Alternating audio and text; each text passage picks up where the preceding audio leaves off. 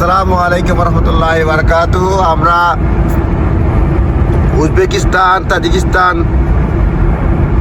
এবং টার্কি সহ বিভিন্ন দেশে যাত্রা শুরু করেছি।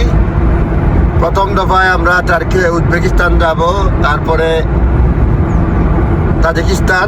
এই দুই দেশ সফর করে আমি ফিরে আসবো 28 তারিখ। অন্যান্য সফরসঙ্গীরা টার্কি হয়ে আরও এক্সট্রা 3 দিন থেকে চলে আসবেন।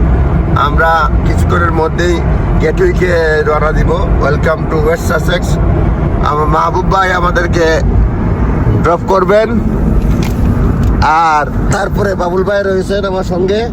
এয়ারপোর্টে অনেকের সঙ্গেই দেখা হবে। আশা করি আপনাদের পুরা সফর পর্যায়ক্রমে আপনাদেরকে দেখানোর চেষ্টা করব। আমরা আজকে প্রথমে গেটউইক এয়ারপোর্ট থেকে আমরা 4 ঘন্টা জার্নি হবে। আমরা তুরস্কতে পৌঁছবো।